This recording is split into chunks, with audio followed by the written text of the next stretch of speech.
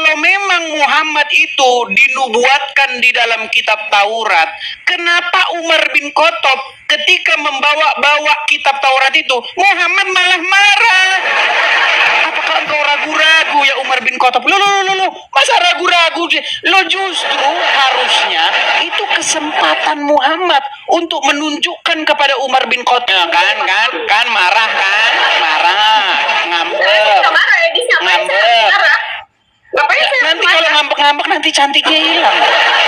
Ya. Ada suatu kisah bagaimana Umar ibn Khattab membawa lembaran Taurat dan Injil.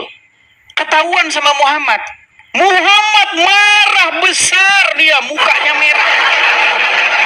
Baru kali itu Muhammad marah besar sama Umar bin Khattab sampai mukanya itu berubah merah membara. Dia bilang begini. Edis. Waduh, saya lagi ngomong dipotong, kayaknya dia udah nggak kuat lagi. Gimana? Bukan gitu mata lalat. Saya panggil kamu mata lalat aja atau gimana? Iya terserah lah, mau mata lalat mau apa terserah. Yang penting saya membicarakan kepada kamu apa yang sungguh-sungguh terjadi di dalam agama Islam. Kalau memang Muhammad itu dinubuatkan dalam Taurat dan Injil, kenapa ketika temannya membawa Taurat dan Injil Muhammad marah-marah? Coba jelaskan kepada saya. Kamu tuh hanya bisa dongeng aja, Edis. Dan yang kamu katakan itu semuanya itu tidak ada kebenaran. Oke, baik, saya tunjukkan sama kamu ya. Tinggal tunjukkan datanya aja. Oke, baik, saya tunjukkan. Kenapa tidak ada tertulis di dalam kitab Taurat dan Injil? Itu karena yang kalian punya itu adalah kitab yang palsu. Jadi karena tidak ditemukan berarti sekarang nuduh palsu. Ada kenyataannya memang iya, itu yang palsu. Makanya kalau kamu belajar itu yang setengah-setengah. Di zaman Muhammad, kitab Taurat masih asli. Gara-gara tidak ditemukan namanya berubah jadi palsu. Karena memang kalian juga yang palsu-palsu kan? Seperti wajahmu itu kepalsuan semua. Kok lari kemana-mana? Ini gimana sih? Ini bahasnya apa? Ini putus asa atau bagaimana? Karena memang sudah dengar Edis tentang kamu yang suka menyebarkan sesuatu yang kepalsuan seperti itu. Tidak perlu aku membukakan data-data yang valid untuk kamu. Bukan data pun yang valid percuma. Oke, jadi ketika Umar bin Khattab membawa lembaran Taurat dan Injil, kenapa Muhammad marah? Yang kamu tahu apa di situ? Iya, makanya saya tanya dulu, kenapa dia marah waktu Umar membawa lembaran Taurat dan Injil, padahal nama Muhammad tertulis di sana? Mana datanya yang kau katakan seperti itu? Oke, baik. Kita bacakan ya. Karena kan selama ini kan jadi mualaf kan cuman ini aja, ikut-ikutan saja. Saya tunjukkan bagaimana Muhammad marah ya. Nih, saya tunjukkan hadisnya. Ya. Saya tunjukkan hadisnya. Sabar ya teman-teman ya. Nih. Saya balikkan kamera saya. Bagaimana Muhammad marah kepada Umar gara-gara Umar membawa-bawa Taurat. Nih, saya balikkan kamera saya. Nih, saya balikkan dulu kamera saya. Oke. Saya bacakan ya. Nih ya. Ini tertulis hadis riwayat Ahmad nomor 15. Nomor 15 6. Nih.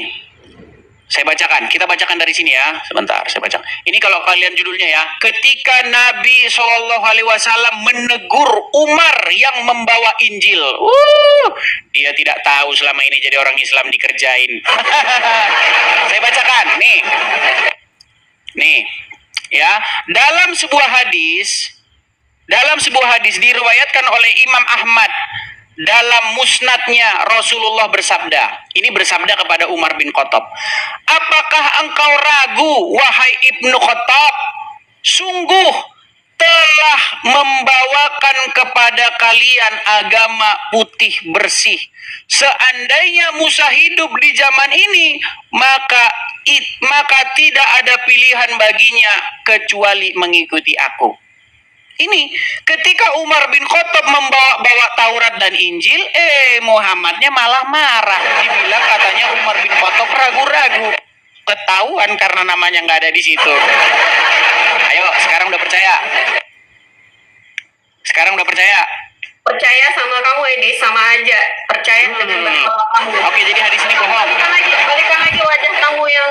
Oke, baik, saya balikan lagi. Saya balikan lagi. Jadi kamu percaya bahwa hadis itu bohong? Yang bohong itu kamu Edis. Karena Jadi kamu hadisnya selalu gimana? mencari Oke, sesuatu yang kalau gitu saya mau palsu. tanya sama kamu, hadisnya gimana? Yang bohong itu kamu Edis, karena kamu selalu mencari sesuatu yang palsu. Berarti saya bohong. Oke, baik. Kita putarkan dari ceramah Ustaz saja ya. Bagaimana Umar bin Khattab pernah membawa-bawa lembaran Taurat dan Injil nih. Kamu bilang saya bohong. Waduh, sungguh kamu nekat yang nyata kalau seperti ini caranya nih. Saya bacakan kepada kamu nih. Nih ya. Edis, Nih. kamu kirim lagi, emang saya suruh kamu kirim. Apanya? Ini dengarkan. Dengarkan ya nih. Wanazzalna 'alaikal kitab, dan kami turunkan kepada engkau Alkitab, tibyanan likulli syai', sebagai penjelas bagi segala sesuatu. Kemudian dia membawakan sebuah hadis atau riwayat di sini, asar dari Umar bin Khattab radhiyallahu ta'ala anhu, ya, dari Nabi sallallahu alaihi wasallam. Tentang kisah Umar bin Khattab yang suatu hari memegang kitab Taurat. Taurat diturunkan kepada Nabi siapa? Nabi Musa alaihissalam. Baik, kita baca kisahnya. Warawa An-Nasa'i wa ghiru, dan diriwayatkan oleh atau Imam An-Nasa'i meriwayatkan dan selainnya. Dari Nabi sallallahu alaihi wasallam, dari Nabi sallallahu alaihi wasallam, annahu ra'a, bahwasanya Nabi sallallahu alaihi wasallam melihat fi yadi Umar bin Khattab radhiyallahu ta'ala anhu, di tangannya Umar bin Khattab radhiyallahu ta'ala anhu, waraqatan min at-Taurah, lembaran dari Taurat. Faqala, maka beliau bersabda,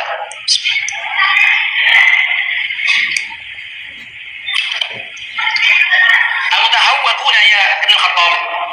Apakah kau meragukan wahai Ibn Khattab? Dalam ayat yang lain dijelaskan maknanya ya. Asyatun anta Ibn Khattab. Apakah kau ragu wahai Ibn Khattab? Nanti kita jelaskan maksudnya. Nah, intinya bagaimana? Intinya ketika temannya Muhammad Ibnu Khattab membawa lembaran Taurat, Muhammad malah nggak senang. Mata lalat. Kenapa dia nggak senang coba? Mata lalat. Nggak ada jawaban kan? Nggak ada jawaban. Jadi Kamu hanya mencari sesuatu yang tidak baiknya aja. Loh, Sama seperti sekarang gini ya. Saya umpamakan begini. Sama otak Kalau- kamu maksudnya tuh mau mencuci otak-otak orang yang ada di situ. Gitu. Loh, tidak mencuci Mbak Mualaf. Saya hanya menyatakan apa yang tertulis di dalam literatur kalian. Kalau memang Muhammad itu dinubuatkan di dalam kitab Taurat, kenapa Umar bin Khattab ketika membawa kitab Taurat itu, Muhammad malah marah? Apakah engkau ragu-ragu ya Umar bin Khattab? Loh, masa ragu-ragu? Loh, justru harusnya itu kesempatan Muhammad untuk menunjukkan kepada Umar bin Khattab, wahai Umar bin Khattab, sini kitab Tauratmu. Nih, saya tunjukkan bahwa nama saya ada di situ. Ternyata Muhammad malah mukanya merah gara-gara Umar bin Khattab membawa Taurat dan Injil. Nyata bahwa Dari sebenarnya mana Muhammad. kamu tahu muka Muhammad itu merah, Edis? Bagaimana? Dari mana kamu tahu muka Muhammad? Di dalam hadisnya bunyinya begitu. Di dalam hadisnya Muhammad di situ dikatakan wajahnya berubah memerah dan dia marah kepada Umar bin Khattab. Kamu saja selama mualaf baru dengar riwayat ini kok. Kamu mualaf berapa lama sih? Jujur, wajar Edis, karena aku mencari sesuatu yang benar, bukan mencari Lu sesuatu yang giliran salah. masa sekarang saya kasih tahu kamu informasi kok kamu bilang saya bohong. Bukan saya bilang bohong, tapi memang kamu selalu menyebarkan kebohongan. Bohongnya di mana coba? Begini Pak ya. Apapun yang kamu Begini. sampaikan itu semua Begini. kebohongan, Edis. Begini, saya panggil Kak deh lah. Saya menghargai kamu lah ya. Saya panggil Kak Mualaf. Begini Kak Mualaf Saya ya. nggak perlu harga dari kamu, karena memang Kan marah kan? Marah, Saya ngambek. nggak marah, Edis. Ngapain saya Ngambek. harus marah? Ngapain saya harus Nanti kalau marah? ngambek-ngambek nanti cantiknya hilang. Ya. Edis, Begini. cantik saya dari hati, bukan hanya dari fisik. Iya sudah, nggak apa-apa lagi nih. Sekarang begini, intinya yang saya bilang sama kamu gini, saya hanya memberitahukan kepada kamu apa yang tertulis di dalam riwayat-riwayat Islam. Saya nggak menambah-nambahi, saya nggak mengurang-urangi. Bahkan saya pernah memberikan tantangan begini. Kalau ada orang Islam yang mampu membuktikan bahwa saya fitnah, nggak usah lapor polisi. Saya lompat dari Monas, saya bilang, lompat saya dari Monas. Kamu berani ngomong kayak gitu karena kamu tidak di Indon, Edi. Loh, dari dulu udah saya bilang. Saya sudah bilang itu dari dulu. Nggak ada saya ceritanya itu fitnah. Makanya kamu berani ngomong kayak gitu. Oke, sekarang begini aja, biar kita nggak ini debat kusir. Coba tunjukkan di mana saya pernah melakukan fitnah. Coba di mana saya pernah fitnah. Contoh, kasih satu contoh. Satu contoh yang nyata apa?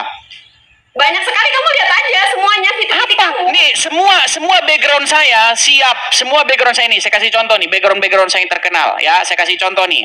Misalnya, nih saya kasih nih. Nih. Tidak ada nabi yang kena sihir kecuali Muhammad, betul nggak? Udah, Edis, kamu tuh jangan cuma beraninya saat kamu lagi di luar aja. Sekarang begini loh, coba begini Mbak Mualaf, Kak Mualaf, dengar, aduh. Kalau kamu ini gimana nih, ini mana lah? Suka-suka kamu aja nih. Jadi begini teman-teman ya, karena mereka tidak mampu berargumen, karena mereka tidak mampu menjawab, kok yang dibahas malah kamu begini, kamu begitu, apa sih? Apa menjawab sesuatu kepada Iya sudah, coba. Apakah yang saya katakan bohong bahwa Muhammad menjadi satu-satunya nabi yang kena sihir? Bohong atau fakta? Untuk apa menjawab kamu, Edis? Kan nggak menjawab kan? Kaum muslimin, kaum muslimat, dengarkanlah. Ini ada seorang mualaf, tapi ilmunya kosong bagai kepompong. Itu kosong, seperti kepompong yang sudah ditinggalkan isinya. Udah jadi kupu-kupu, tahu kepompong? Udah kosong, udah gak ada, isinya udah gak ada. Ini bagaimana? Bagaimana ini pembina mualaf? Saya kasih saran sama kalian, tolong mualaf itu dibekali ilmu.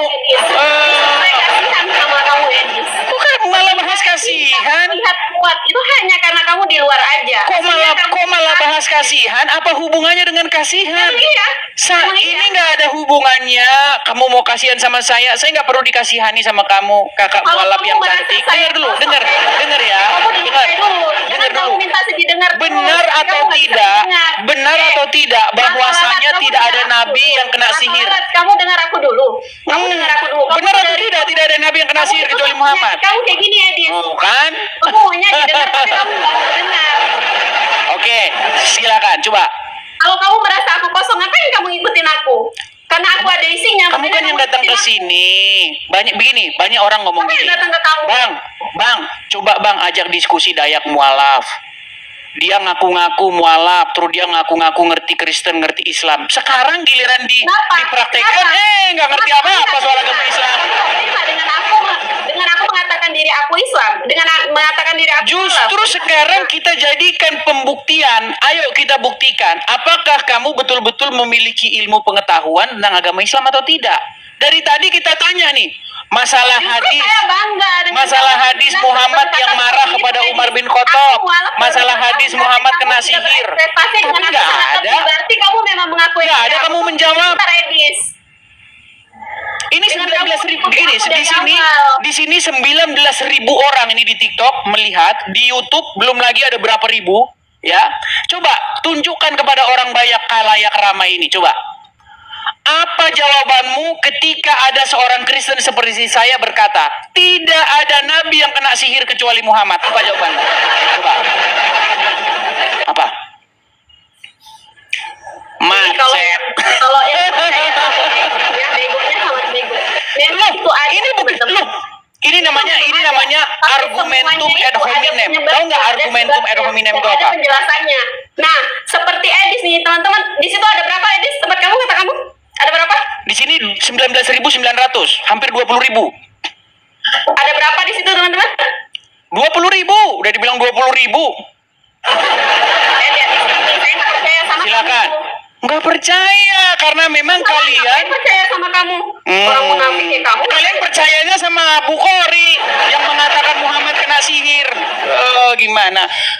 Jikalau ada orang kafir membawa informasi kepada kamu, janganlah kamu langsung percaya dan jangan juga kamu langsung tidak percaya. Tapi diperiksa dulu. Ini kalian langsung nggak percaya apapun yang diberitakan oleh kafir, maka tidak dipercaya. Nggak boleh begitu jadi orang Islam. Janganlah kebencianmu terhadap suatu kaum membuat kamu tidak adil terhadap mereka. Betul. Janganlah kebencian kamu terhadap suatu kaum membuat kamu tidak adil terhadap mereka. Betul? Betul nggak?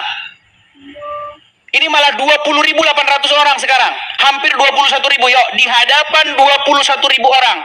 Apakah jawaban seorang mualaf ketika disuguhkan fakta bahwa Muhammad menjadi satu-satunya nabi yang kena sihir? Silakan. Udah gelagapan dia. Ayo, silakan. Jangan kabur. Jangan telepon Zulkifli M. Abbas atau Nur Alim. Atau suruh sajalah telepon Adi Hidayat boleh, telepon Abdul Somad boleh. Ayo silakan. Siapa yang mau ditelepon? Bahkan saya menantang Abdul Somad Adi Hidayat untuk diskusi dengan saya. Ayo. Nggak level mereka lawan kamu aja seorang sampah. Bilang aja takut. Kotoran kayak kamu ngapain, Edi? Dari tadi, begini. Oke, saya jawab. Dari tadi macam-macam logical fallacy, macam-macam kesesatan logika. Salah satunya adalah argumentum ad hominem. Tahu nggak argumentum ad hominem itu apa? Nggak tahu, namanya juga mualaf. Oke. Argumentum ad hominem adalah sebuah argumen kecacatan berpikir. Dia bukan membantah argumennya, tapi dia bantah orang yang ngomong. Gara-gara yang ngomong orangnya hitam, gara-gara yang ngomong orangnya dekil, makanya argumennya menjadi salah. Apa itu logika macam apa kayak begitu?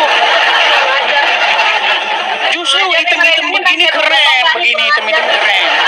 Jadi begini ya.